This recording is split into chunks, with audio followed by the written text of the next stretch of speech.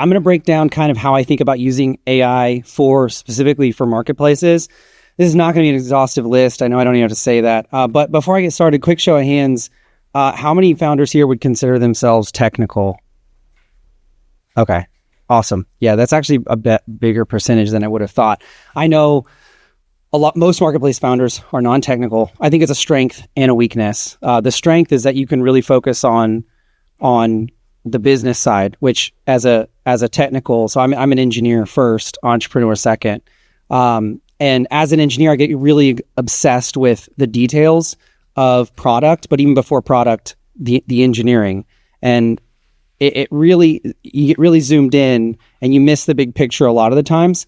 And so your strength as a non-technical founder is that you see the big picture. And now more than ever, since as building product becomes easier, the real moat is around marketing and distribution, which you non-tech people hopefully are good at. If you're not good at that, get good at being technical. But and for the technical people, it's a huge strength, and I'll talk why. So I broadly break down these AI use cases into three categories: building, growing and user experience, and then running. So building a marketplace, what can we do with AI there?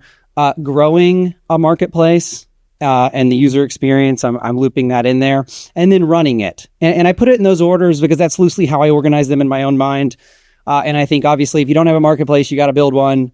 And if you've built one, but you don't have any people using it, you should grow it a little bit. And if you've grown it a little bit, you should figure out how to optimize running it. So I think that order is logical. So for building, I'll start with agentic coding.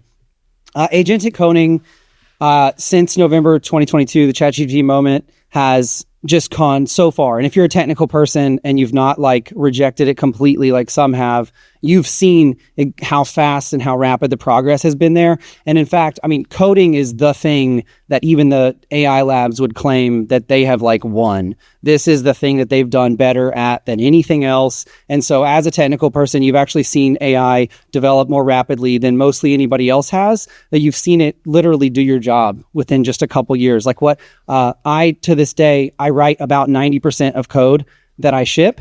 It could be I do not write. AI writes 90% of the code that I ship.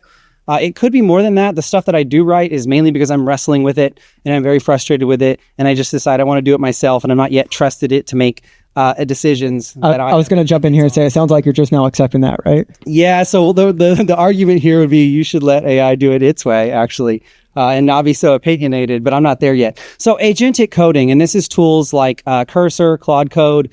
In other words, you can just build stuff so much faster, and non-technical people can build, technical people can build a lot faster. I will talk about the cons. The cons to, because I've seen this question even on EM, the cons to building as a non-technical founder is you don't know when it writes terrible code, and it does write terrible code, and it does make bad decisions. And if you're technical, you can look at it and just scrap it. If you're non-technical, your code base grows a lot of tech debt really fast. Typically the way it pans out is you hit a wall where you're like, I got to go hire somebody to figure this out now because it's gotten so bad. If you're technical, there's a process for it. There's a whole new way to code now.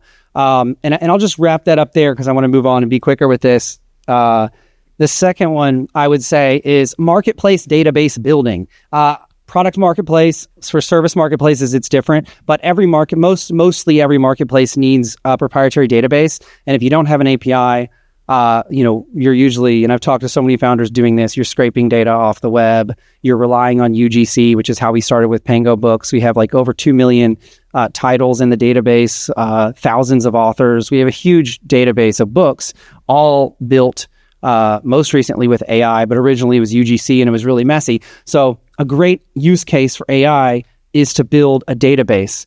And the way this looks is you have a bunch of products and you build an AI agent that uses Perplexity. You give it sources that you trust and it goes and gets the data and fills it out.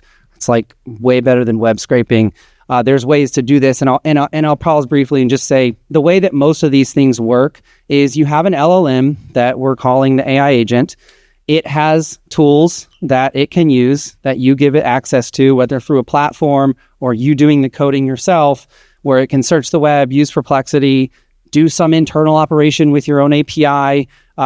they've gotten incredibly well. These models are post-trained really well to use tools, and that's only going to get better. So you can plan on the trajectory of LLMs getting better and better at knowing what tool to use. And so I could really go on a tangent there, but I'm going to move into growing and user experience. So AI shopping assistants, this is one that everybody wants, and mostly every marketplace founder I've talked to has wanted this. We built one at PangoBooks. It's a little pangolin, and it helps you find books. So this is just like ChatGPT, but on your own site, and it helps. It's essentially like the next gen of search. There's a lot of headwinds here because people are not used to using this. There's a lot of expectations. When you go to search, you know what to expect. You expect there to be filters. You expect keyword match. And so I actually think AI shopping assistants are going to really grow in popularity over time as people get more and more used to using them in their daily lives. I put on here AI shopping agent. I'm just going to differentiate that a little bit from an assistant. The agent does the shopping for you. I've not seen this widely applied, but this is one of those first principles ideas that I think I'll talk to you a little bit later about thinking about first principles in terms of AI. But an AI shopping agent. Review summaries. This is something we did at PangoBooks. So we have thousands and thousands of reviews of books on the site, and we have AI summarize those and give a bite-sized summary of what people are saying about this book. Listing data enrichment. This one's more or less important for some marketplaces over others. But you get new listings. The seller did a crappy job putting the data on there. You can have an AI agent go off, get better data, and add that to the database. And this is more scalable the higher your AOV is. This is one that was tough for PangoBooks as we get over 10,000 listings a day, and running an AI agent that hits Perplexity for every one of those 10,000 actually gets quite costly. But so for a lot of these, depending on what type of marketplace you are, some will be more useful for you than others. The next one for growing, SEO. This is a water hose. I realize that. I'm just gonna breathe for a second. I'm probably over time. SEO and AEO, and this is the prior ones I mentioned are primarily user experience. This is a great opportunity for how to grow, because this is a question I get a lot: is how do I use AI to grow? It's probably the thing you care about the most. Is how can I grow without capital? Maybe I don't have capital. I want to use AI to grow my marketplace. How do I do that? SEO and AEO, and these I put these together because one is foundational to the former is foundational to the latter. But the latter can be done without the former. And so if your site, if you have a low domain rating, we all know Google's punishing that now. It's hard to get SEO traffic if you just launched your site like 2 months ago.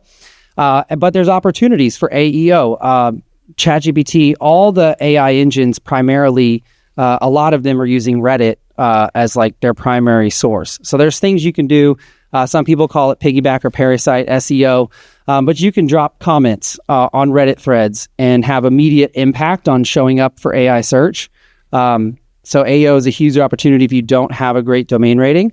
SEO, I feed that back a little bit into database building because we often hear that SEO is primarily around creating great quality content, and Google awards original content, which is terrible for AI-generated content, because AI-generated content, unless you've given it a ton of context, is typically not original. In fact, it's designed to be the statistical average of all content. That's why if you just ask ChatGPT to write you a blog post off of a short prompt, it's likely not going to get much traffic, and Google will probably punish it. My little quick tip there is the more context you add, the better it's going to be. Sometimes throw on Whisper or some voice thing, give it all the context you can. That's how it's going to get original content. There's some other tricks there too, but for the database building part, if you build a massive database, you can capture a lot of long tail traffic. So what we did at Pango is, we have like 2 million book pages, and we've not looked at half of them because we can't, and AI has generated them. But some of them have there's a power law that happens where some of them get tons of traffic, most of them get no traffic. And so if you've built a comprehensive database with AI, you'll get the effects of casting a wide net with SEO, and you'll see the power law come into effect there. And also, I encourage you to work on SEO, because SEO really is the foundation of AEO. If you're not familiar with it, LLMs are using Google search or Bing search just like we do. They're typing in keywords, not typing. They're submitting keywords to Google search or Bing search. And so SEO matters, but they actually look deeper than humans do. So you can show up even if you're farther down. Last one for growing, agents for growth. This one's speculative. The way I think about this is audit what you currently do to get a user, audit what you currently do to get a seller or get a buyer. Write it down as if you were making an algorithm for it and create an AI agent to do that at scale. I'm saying this like this broadly applies, and it doesn't broadly apply to everybody, but you should definitely talk about that to yourself and ask yourself and write it down. This is what I do it'll be a good exercise whether you make an AI agent for it or not. This is what I do to acquire a seller. If it's just Google paid, right? Like, well, keep doing that. That's AI too. That's AI under the hood. Well, this is what I do to acquire a buyer. Okay, what if I had 1,000 of me? How would that scale? And if the answer is yes, look at using AI to do that. And that's where you're gonna have to get quite creative. Maybe build in-house. Moving on to running. Am I good on time, Mike? We can keep going a little bit. Yeah, we got a few minutes, 1 or 2 minutes. So running a marketplace, and this is more on how to run a marketplace efficiently that I am running. And this actually excites me a lot, just because that's what we care so much about at PangoBooks, is how do we build and scale a marketplace with a tiny team that does huge volume. And so we had to think about these things. Number one, content moderation. So every time you get a listing, if you are spending a significant amount of your time or your team's time looking at listings, applying your policies to them, you shouldn't be doing that. Replace yourself or your team that's doing that with AI. Fraud detection. We all know if you have any significant scale to your marketplace, you've been hit with fraud, and it changes so much, and the solutions are quite expensive. And so for a medium-sized marketplace that's not ready to take on a very expensive contract for a fraud prevention service, it's very similar to content moderation.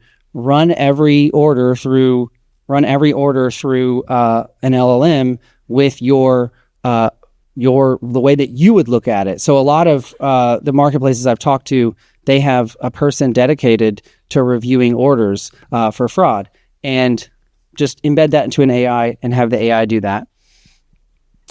Internal messaging spam prevention. This was a big one for us. PangoBooks has 7,000-ish messages exchanged between buyers and sellers per day. And you got, like men hitting on women at scale. In the messages, you have phishing, you have people acting like they're PangoBooks, sending QR codes, and regex just doesn't catch it. And if you set a regex, you just don't know if you're missing things. And so having AI read every message, which is what we do, you'll catch actually everything and completely stop it. All right, last couple I'm just going to bundle together for the sake of time. Well, CX too, customer service. Yeah. And similar. Support. And that's one too. Like how do I automate support with AI? Honestly, my recommendation for that is Intercom. I'm like totally unaffiliated, but if you try to build your own system, it's really hard. With Intercom, you give it all your data, it learns from your past conversations, and that's all I'll say because they're not paying me. But there's some good AI solutions out there for support. So you should, if you're doing support at scale, you can definitely do that. Also, last two, Snowflake operations and seller profile building. If there are very specific tasks that your team is doing, and anyways, I'll just skip that and just say this. If you just audit what you're doing and what your team is spending a lot of time on, you should just be doing that frequently. My team spends a lot of time on this. Can this be done with AI? If so, how hard would it be to build it? And kind of have a decision matrix in your head to weigh the pros and cons. And that's how you're going to be able to build an incredibly lean marketplace. And all of these work hand in hand. You can run more efficient than ever. You can grow in ways that were not previously possible. and you can build faster than you ever could before. And that's the good news, I think. Thank you.